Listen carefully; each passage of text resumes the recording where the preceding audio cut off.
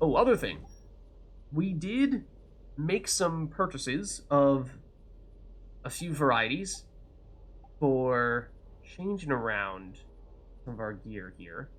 We were saying how we might actually prefer to go more shields oriented rather than health oriented, which, just out of curiosity, so we're at 850 health and 900 barriers. So we mix things around here a bit. Let's see. That's melee damage, no thank you. That's shield regenerate. Oh no, shield boost. Yeah, that's tempting. The thing is, I don't love the looks of it. I think we might have been considering this previously, and I said that same thing. Where for anything other than the helmet, I would say just go for whatever stats you like most. But at least in my case, my personal opinion, the helmet is pretty distinctive, because that's where you're seeing Shepard express their emotions and all that. And so if your helmet just looks kind of silly, like this one's not crazy silly, but some of the ones that look kind of similar to this with the whole panel in front of your eyes, they do get kind of ridiculous. Like that looks kind of ridiculous. Shield regeneration is kind of nice, but our recharge also potentially useful, but like that just looks totally crazy to me. And you know, it's sometimes like, all right, no problem. If we're, maybe that's not a big deal. Power damage, power recharge, also not bad. But if you're, depends what kind of thing you're looking for.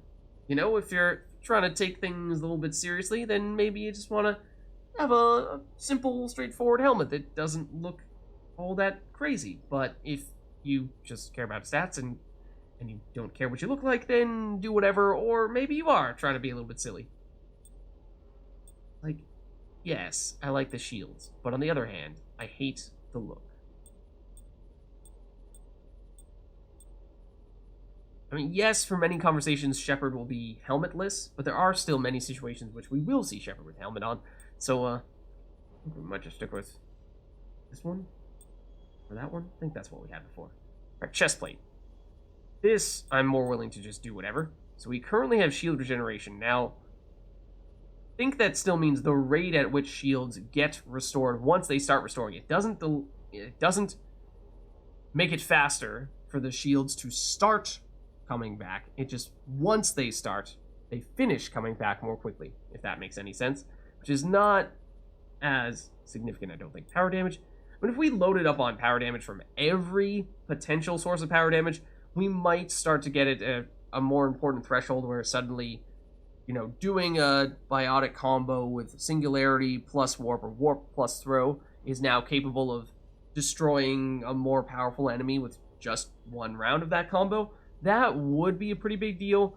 But if it's just, you know, gonna make it so that, well, now warp plus throw gets a Geth Pyro down to 3% HP remaining rather than 5% HP remaining. It's like, okay, well, that doesn't really matter all that much. We still either need to do the combo again or we need to shoot at it a few more times. So, I mean, it still could be, I mean, definitely not ammo capacity, but shield regeneration, health.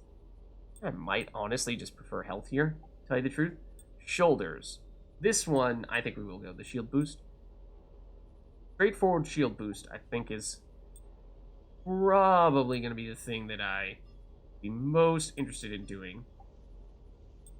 Legs, also shield boost. Those kind of do look ridiculous. Is it just me, or does this look like we are now an Olympic powerlifter? It really looks like we have spent 50% of our lifetime doing squats. Is that just me? Look at this. It'll go straight to your thighs, and then you'll blow up. Otherwise, ammo capacity, weapon damage, nah. Sure, we'll try it. It does, to me, it looks a little ridiculous. It does look a little ridiculous. But we'll see what we think about it once we actually see it in action. Okay, and then I think that's just about everything we're looking to do here. Although we could actually, hold on a second. While we're down here, let's see if there are any weapons we might want to upgrade. Are there any ones that we've recently acquired that may be worth investing in a little bit? Because I'm thinking thinking the katana. No. No. Not the starting shotgun. No, thank you. We could have potentially justified investing in the Mantis, though, just because we used it for so long as pretty much our only usable sniper. Even if it was the starting one, yes, but Claymore we have used on a few occasions. I think we took it on Tally in the previous mission. That might be worth putting money into if we have the money to make it happen, and we do. The Crusader is another shotgun that we just purchased that is probably worth upgrading as well. Javelin, that too. That's also a really now becomes, without a doubt, our strongest sniper rifle. So this is almost certainly worth upgrading. The shotguns, a little harder because you could make the case for focusing on the Crusader. You could also make the case for focusing on the Claymore. Do you do both of them? That starts to get pretty expensive. Particle Rifle, I'm actually surprised we did not upgrade that yet. Venom, also strong. But let's start with the Javelin, and let's just see how much monies we're going to end up with here when everything is said and done with it. Yeah, because that took up, what, right around half of the money we had, maybe even a little bit more than that. So, I mean, that is, without a doubt, going to be our go-to sniper rifle, I think, for anyone that can hold a sniper rifle. So for that one, I think it unquestionably was the right decision to focus on that. Once we get into the whole particle rifle thing, I mean, it is a really good weapon. It's just, there are only a small number of situations which you would prefer this over the Typhoon. So we have a fully upgraded Typhoon. Is it worth investing in a particle rifle when we're only going to use it small number of times? Perhaps not. I think we should probably focus on one of these shotguns. It's just a matter of, do you prioritize the longer range on the Crusader or the shorter range on the Claymore? And that's tough. That's tough, because, I mean, basically, it just, on some missions, you're going to want the Crusader. On others, you're going to want the Claymore. It depends if you're primarily at doing close-range encounters or long-range encounters. Personally, I do really like the Crusader, so I might lean toward that. I'm not sure we're going to have enough to fully upgrade this, but we're probably going to go as far as we can. And this is probably going to be the last one we can do. Yeah. So we have one more upgrade that we cannot currently afford. Well, the other thing is that, I think I was saying this before, but I'm pretty sure there was a quest item that we missed in that previous mission. So it might be worth quickly heading back over to the Citadel and going to the Spectre Terminal, purchasing that quest item that we missed and turning it in. Which I think we might have had happen to us on at least one other occasion, but for the most part, of course, we're trying to make a point of actually finding those items when they do pop up in the quests, because for the most part, I think basically the amount of money that it costs to purchase those quest items if you miss them is equivalent to the amount of money that you receive for turning in the quest. So it's kind of like you just come out even from a money standpoint, which kind of stinks because, of course, you'd like to make money off completing quests. You're still getting experience, you might still be getting reputation, things of that sort, but at least from a money standpoint, it kind of all cancels out. So, I mean, it's just a small setback, but we'll be fine. Commander? So, let's take a quick visit back over at the Citadel, because, of course, now that we've done both of those semi-main quest missions on Rannoch, next on the list is probably this main quest mission to destroy the Reaper base on Rannoch. That is the big one. That is the big one. But at least for right now, let's take a quick detour before we forget, because I do think we had a mission that we could turn in at the Citadel. Also, for what it's worth, I think we may not have taken note of this at the time, but after doing the first part of the Leviathan DLC, or what was once DLC, where we were getting all of these filters to try to fine-tune, try to lock in on where Dr. Garneau was going to be, we actually, in doing so, have now found new locations in the galaxy that we can explore that were not previously accessible to us. So some of that's in Kite's Nest. I believe we had this 100% explored before. Now that's why it's at 71%, is because there's a new system in this cluster that was not available until we started Leviathan. There's perhaps other clusters in the same situation. This is where we actually think Dr. Garneau is going to be, which is not something we're looking to do right now, but worth at least acknowledging. Other ones that were previously at 100% but are now at less than 100%. The Shrike Abyssal. Seems like that's also the case there. So those are all places that could be worth paying a quick visit to. In fact, if we are about to make a point of going to the Citadel specifically to turn in a quest, then perhaps it does make sense to do some quick exploration, see if we can find other resources to finish, or at least get the stuff we need for quests, and then once we do head back to the Citadel, rather than just turning in one quest, turn in a bunch. That'd probably be more efficient.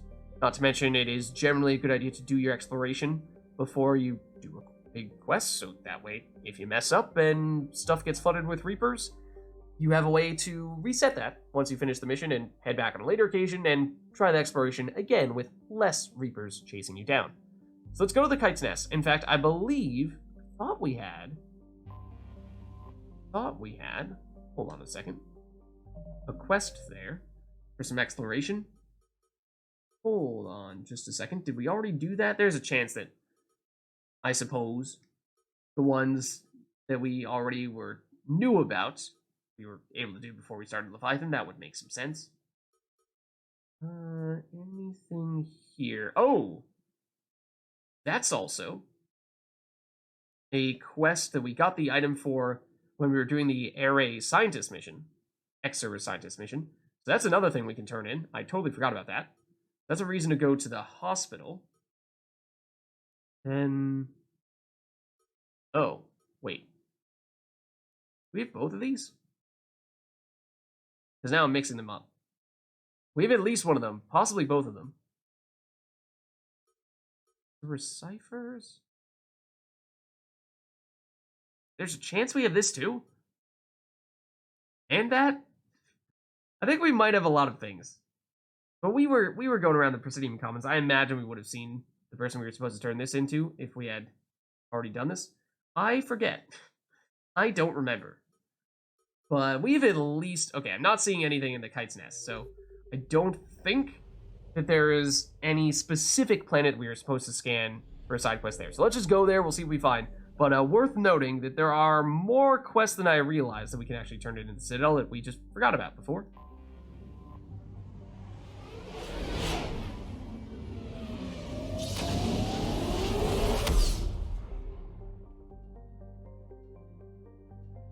Okay, so here we are, in the Kite's Nest cluster.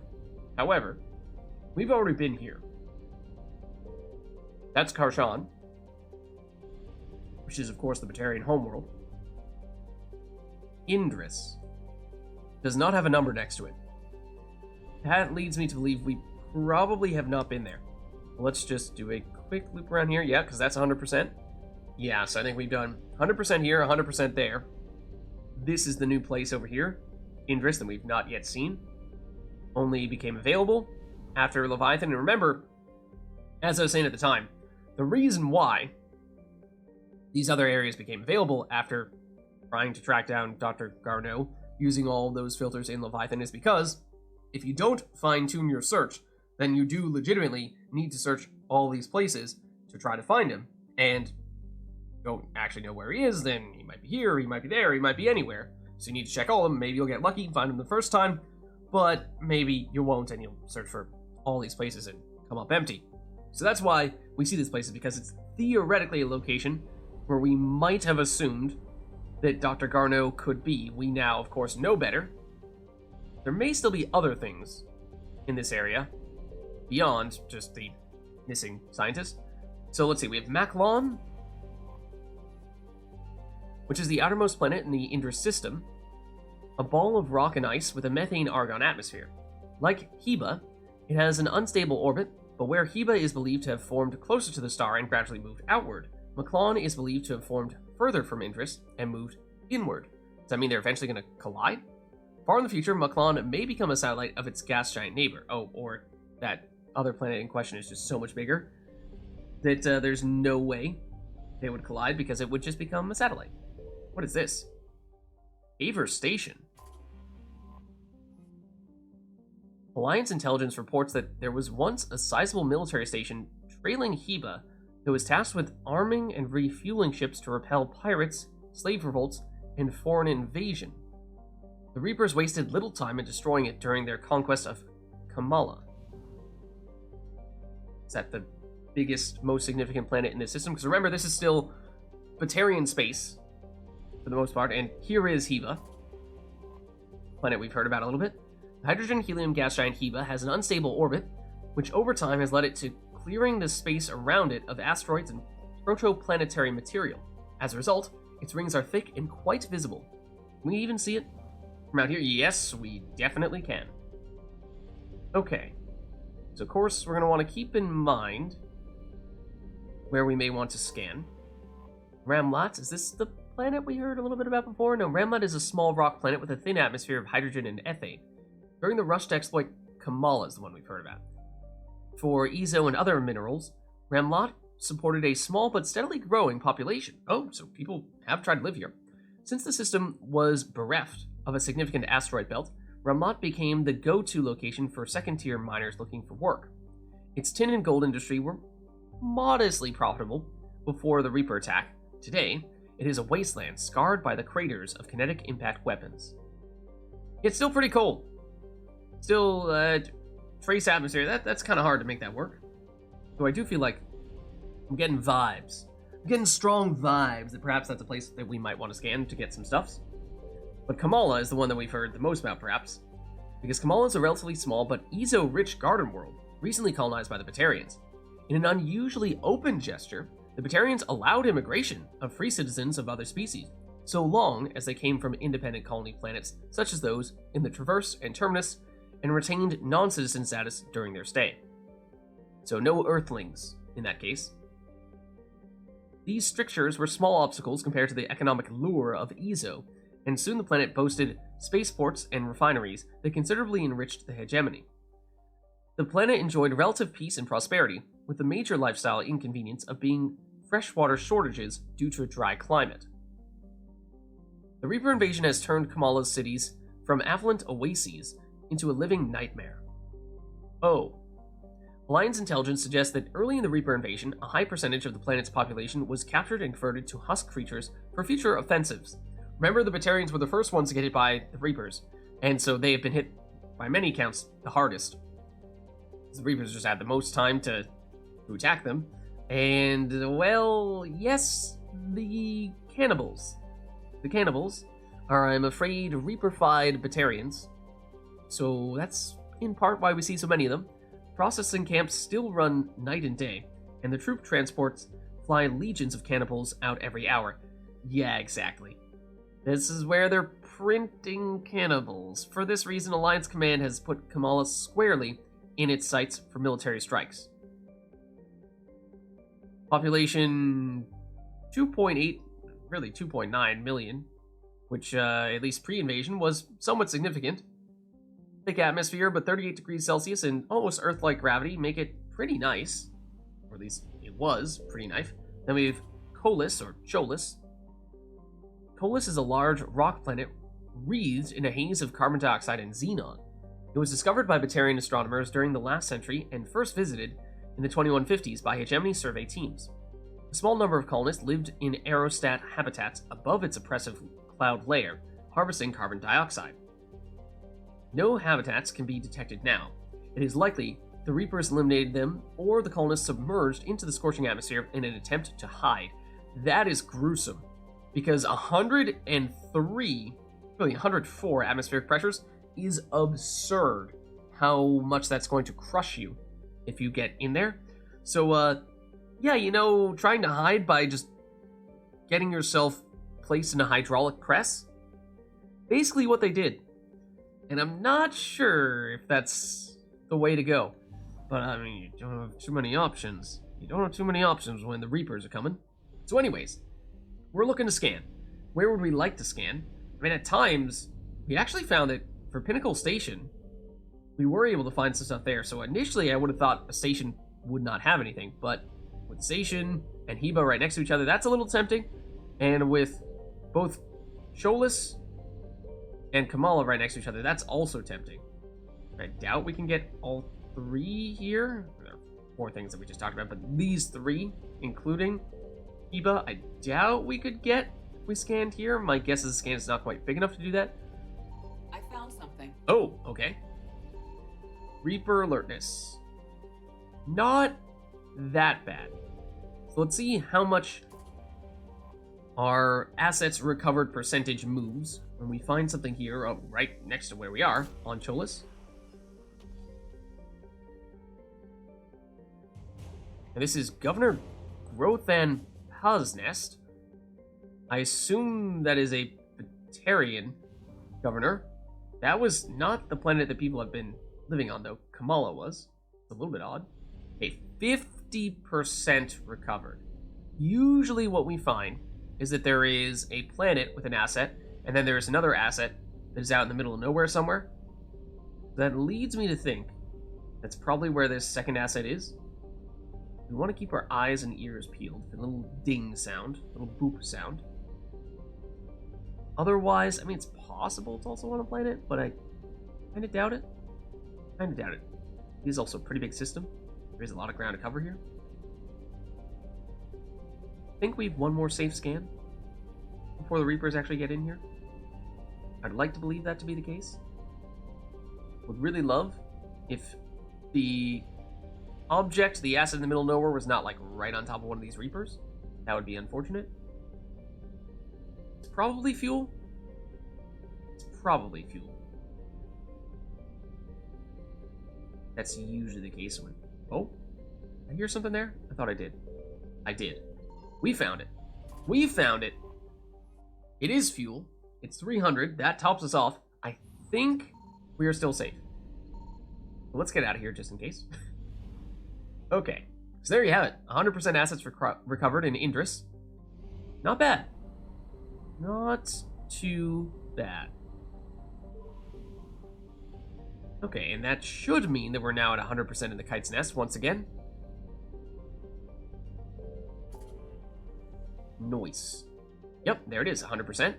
So I thought there was, what, Shrike Abyssal up here? In this direction? At the very top, but check your other ones. This was, yeah, down to 50% now. So that probably means there was one system previously. We scanned that in its entirety. Then there may be a new system that is now available here that we have yet to see.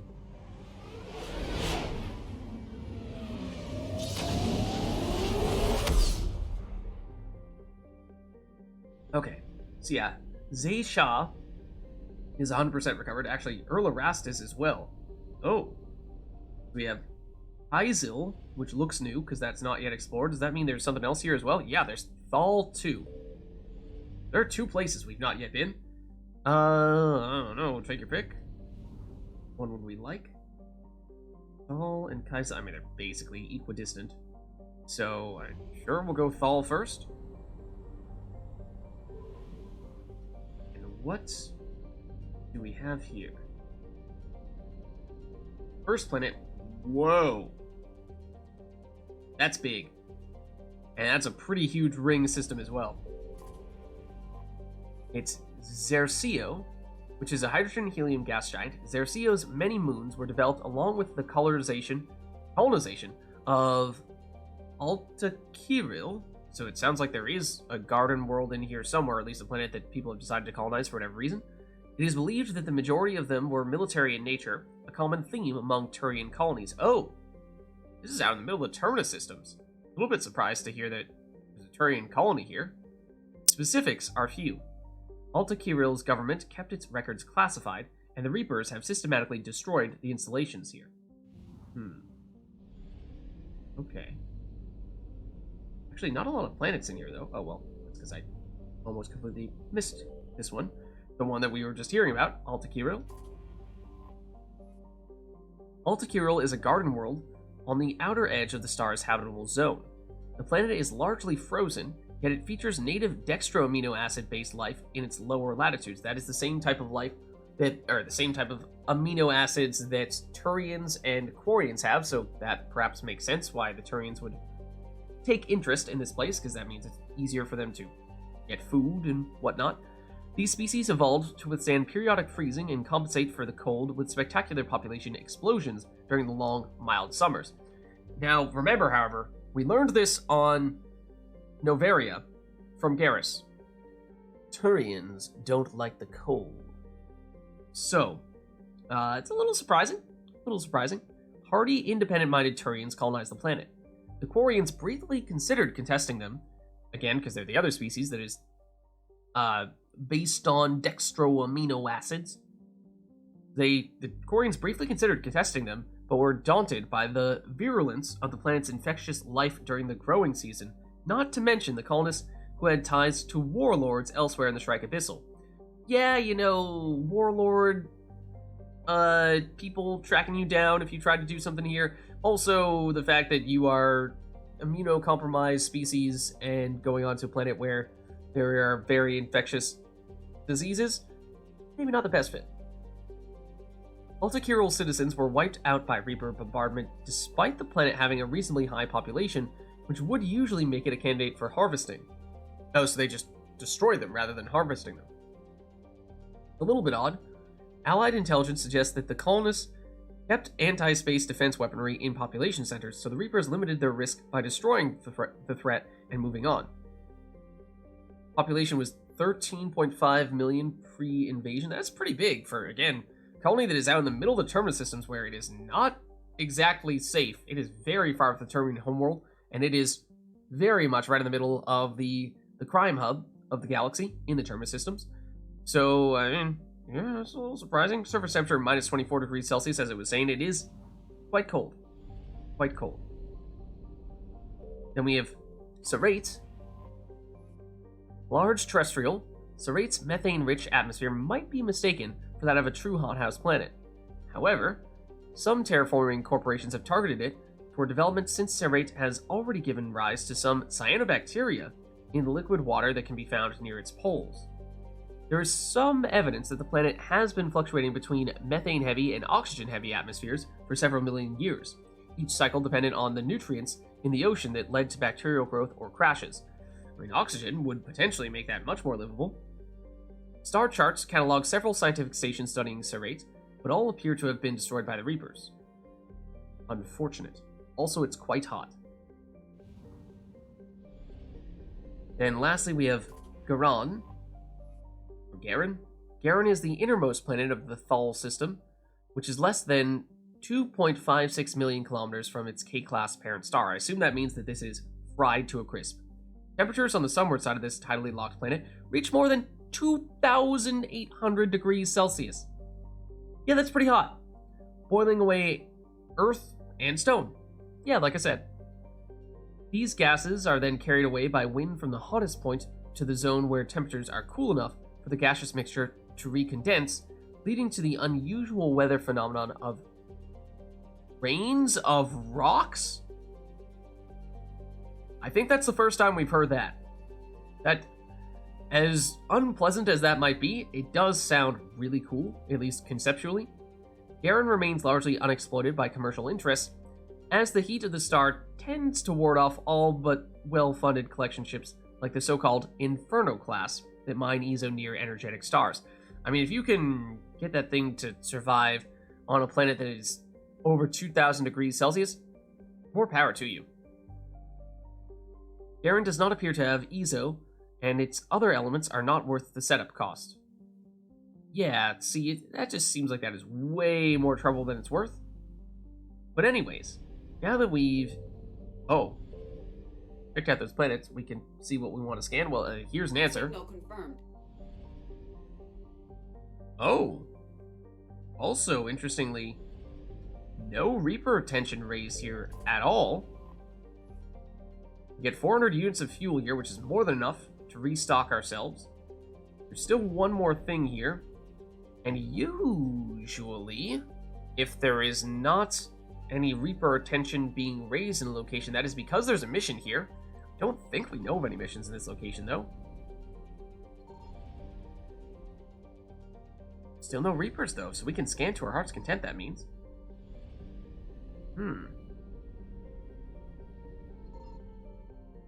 Nothing at the planets, though. Very interesting. Something out in the middle of nowhere? More fuel, perhaps? Oh, no. Veritas. Oh, very, very well hidden here within the asteroid belt. Now, this is, of course, one of the reasons why whenever we see a system that has an asteroid belt, we've generally tried to make a point of exploring it, just in case there's something like this. Veritas is a large stony asteroid in the Thal system's Rakari belt. There are no records of its colonization, but it is included on the star charts as it is well known by astronomers on Alta Kirill who could observe it with lower power telescopes during certain portions of its orbit. Okay, it's just a large asteroid. Still nothing there, though. It does beg the question, are there more significant asteroids or dwarf planets in any of these asteroid belts? What else are you hiding from us? Because clearly you are hiding something from us. Very suspicious indeed. Okay, I think we've done a full loop here of the outermost one. That is, of course, Veritas there. What about the inner asteroid belt here? Anything this time?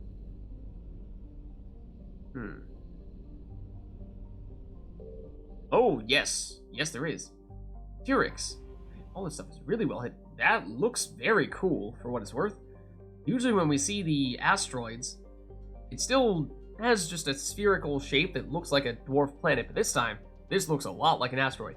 Tyrix, one of the largest objects in Thal's asteroid belt, is a metallic asteroid with an iron-nickel core under a rocky, olivine mantle. It is possibly a remnant, a protoplanet prevented from forming into anything bigger by gravitational disturbances from Xerxia. That is definitely something we'd like to scan. And yes, that is the thing we are looking for. So what do we have here? Vorcha Labor Team, war asset required. We don't even need to scan. Maybe because it is not a spherical shape, and so the game just doesn't want us rotating around this asteroid. That would have been cool, though. That would have been kind of fun. We just get it directly, and that is the last asset in the area. That means we are all set in the Thal system, but we still have Kaisel over here. So let's go check that out real quick.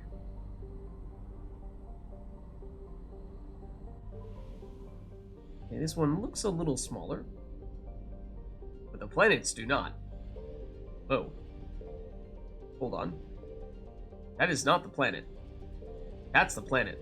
This is another thing right next to the planet. And in fact, we may have just found everything here. So that's cool. Well, I guess let's take this first. It's the fuel. It's 350 units, which is enough to top us off, so that's great. And it is 50%, and we know that the other 50% is coming from Heshtok over here, but let's read up on the planets first. So, Rastaka, cool name, first and foremost. This methane ammonia gas giant was swept past during the Reaper invasion, and once its helium-3 collection equipment was destroyed, it was largely ignored. Vorcha ships that survived the attacks on Heshtok and Lirat can be found discharging their drive cores here before making spy sorties, or, is that soiree? Do you spell soiree? Or retreating further into space. That's, we've not heard much about... Did we find the Vorcha Homeworld? We might have seen the Vorcha Homeworld, actually, come to think of it. Because I vaguely remember hearing about... Maybe it wasn't the Homeworld, but I do remember hearing about a planet in which the Vorcha had started to settle it, and the description of the planet was, well, you know, it's kind of a terrible place to live. It is just barely possible for people to live there, and then it was like, well, you see, the thing is that Vorcha can adapt at crazy speeds, so they found a way to make it work, and they are pretty much the only species that can make it work on that planet. But I don't remember if that was actually their homeworld. It may not have been. Here's Lirat. The hydrogen-helium gas giant Lirot was the site of a brief and decisive battle between Vorcha and Reaper forces. It sounds like this might even be the Vorcha's home system here, because we're seeing lots of references to the Vorcha. And if the Reapers are attacking here, that would justify the Reapers spending some attention here if this is the primary Vorcha location. It was impolitically characterized on the news vids as millennia-old death machines versus a gang of teenagers. A reference to the Vorcha's brief lifespans and inexperience. In reality, many of the ships were commanded by other species to avoid this shortcoming, but the insult still sticks. Yeah, that's the thing, is we hear so much about the Vorcha being not the smartest of species, so it does beg the question, are the Vorcha the ones doing all this exploration themselves, or are they getting some assistance from other species? Sounds like that might be the case. The defenders outnumbered the Reapers, but their force was comprised of light ships suitable to a militia, since never before had it been in anyone's best interest to allow Vorcha to build a dreadnought. I suppose that makes sense. Some reckless Vorcha with not the best brain power and not much in the way of experience, giving them an extremely powerful starship of any variety is probably a mistake. Good call. However, against the Reapers does make matters difficult. Superior Reaper firepower soon wiped out the Vorcha fleet, and the fuel infrastructure around Lirot was pulverized. Rumors abound that the Reapers did not lose a single ship. Oh. I mean, are the Reapers... You make it sound like the Reapers are losing ships everywhere else, which is not necessarily the case. Here's Parask, a lifeless desert. Parask was colonized soon after first contact with the Vorcha. It really sounds like this is the Vorcha home system.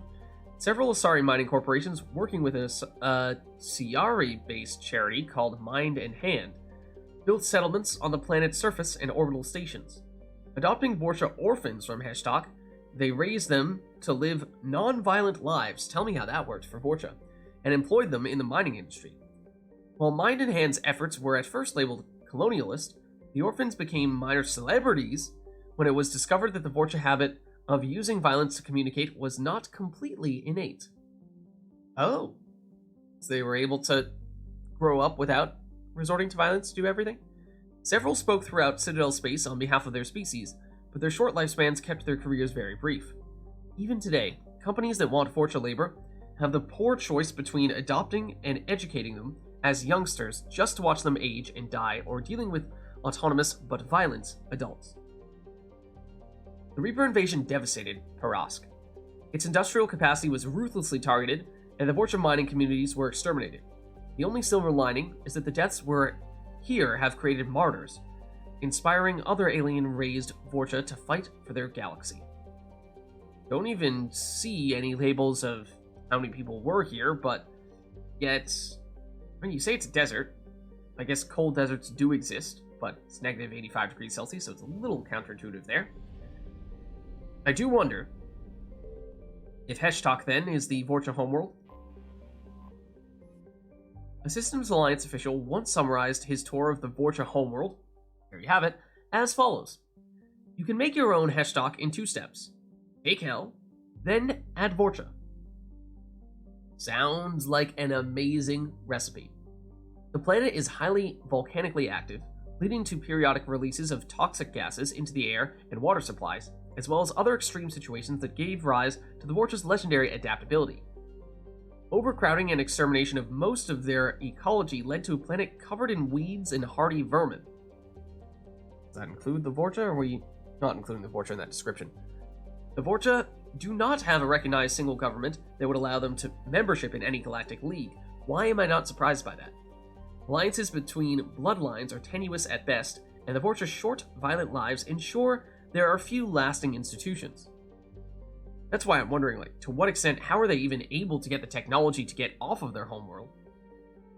Without, I suppose it must have been with the assistance of other species significantly so, you would assume, but then again, we're also hearing about people saying, well, people have been reluctant to help the Vorcha because they're so violent. The Reaper invasion of Heshtok encountered little formal military resistance, but the harvesting process is slow. Destroying neighboring cities fails to intimidate Vorcha, who become submissive only if physically dominated in person. They just can't be dominated, you see? Cutting off their water supply simply makes them adapt their bodies to get moisture from food. That's the Vorcha for you.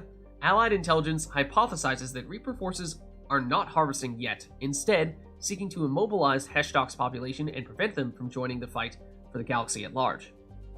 Population lack of census data spreads estimates anywhere from 6 to 9.3 billion, at least pre-invasion. And I mean, you hear about the very short lifespans for the Vorcha. However, they also reproduce at an alarmingly fast rate. So I'm actually a little surprised it isn't higher than that. And then atmospheric pressure, it's low. That'd be probably unlivable, for humans at least. Temperature, though, is decent. Gravity's light, but okay, we can scan here because we did notice that there is something over here. And that something is Void Devil's Fighter Wing. Cool name, at the very least. That much can certainly be said. And so yes, Heshtok right there. The homeworld of the Vorcha. Lastly, we have Nascral. Now, we know that we've already gotten all of the assets in the system, so this is just purely for our knowledges. Nascral is a small, hot, tidally locked inner planet that had modest minerals development on its dark side. Within a generation of the Vorcha's first contact with spacefaring species, robo-mining interests attempted to exploit it only to find their trading partners violently overthrown on a regular basis. The Vorcha's own culture disenfranchised them, in Nascral's case, as their legal claims to the planet were inevitably backed up by violence as a show of dominance. This nuance was lost on the mining corporations, who hired mercenaries to guard their operations with lethal force and never surrendered it to Vorcha claimants. Reaper sent a small force to destroy Nascral's orbital stations and service facilities. There is no indication that there are any survivors. Oh. Ruh-roh. Okay, well, as we said, it's a good thing that we did check this place out, because I'm glad to see that we got the chance to see what the deal is for the homeworld for the Vorcha. Always interesting to see what it is that made major species the way that they are now. But that's it. 100% explored now for the Shrike Abyssal. And so that means the Vorcha homeworld, just to put this into perspective, relative to other major species homeworlds, they're in the middle of the Terminus system. They're in the middle of nowhere, really. Whereas Asari are here. And it might be closest to the Asari homeworld, but that's still quite far. Actually, Volus homeworld in the Esmar frontier? There was a Volus location of some significance over here. There's that, I suppose. Don't know if we've seen where Dakuna, the Elcor homeworld, is just yet. That may be somewhere somewhat close by. But other than that, you have Kite's Nest is where the Batarians are from. That's from the absolute opposite side of the galaxy, which is interesting because those are the two, I mean, most criminally active species that we tend to see a whole lot of in the same locations, like Omega. So it's kind of odd to see that they are so far apart, at least their homeworlds are so far apart, when Vorcha and Batarians do kind of seem to go hand in hand a little bit. And of course, we have... where are you? Can we even go to the local? I guess we can't go to the local cluster because it is currently overrun by Reapers. No, I didn't realize that wasn't an option, but yeah, local cluster is like here-ish somewhere. That's where humans are from, with Earth. And then Ethon is Turians. Anospacian is the Solarians. Obviously, Krogan DMZ is Krogan. Apian Crest?